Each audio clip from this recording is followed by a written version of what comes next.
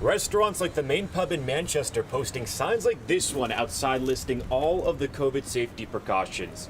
And you can find signs like this at other restaurants all across the state as they've been forced to adapt and survive in this new normal. Between making the move to takeout, setting up outdoor dining spaces, and installing COVID safeguards inside, restaurants have been forced to switch up the recipe for safety time and time again during the pandemic. Scott Dolch with the Connecticut Restaurant Association calling it a challenging year for the industry. We know we've lost over 600 and more were permanently closed throughout this tough winter.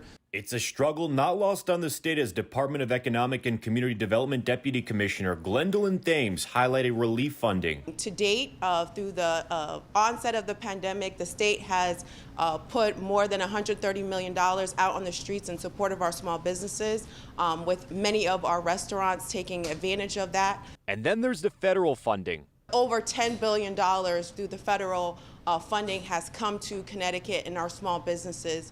And more recently, just in the last 2 months since the last round of the stimulus, we've already seen over $2 billion through over 30,000 loans of small businesses that have accessed PPP dollars in our state. My message to small businesses, those PPP loans are still available. They're not gone. Please apply. State leaders also pointing to the rescue package that was just passed in Washington as another lifeline. There's more PPP on the table. They extended the deadline from the initial March 31st to May 31st.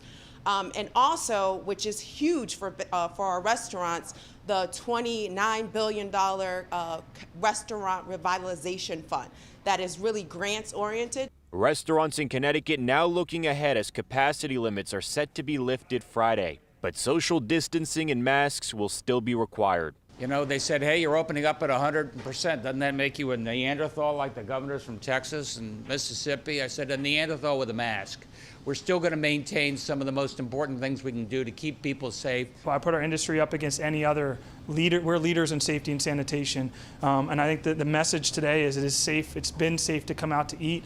Reporting in Manchester, Angelo Bavaro, Fox 61 News.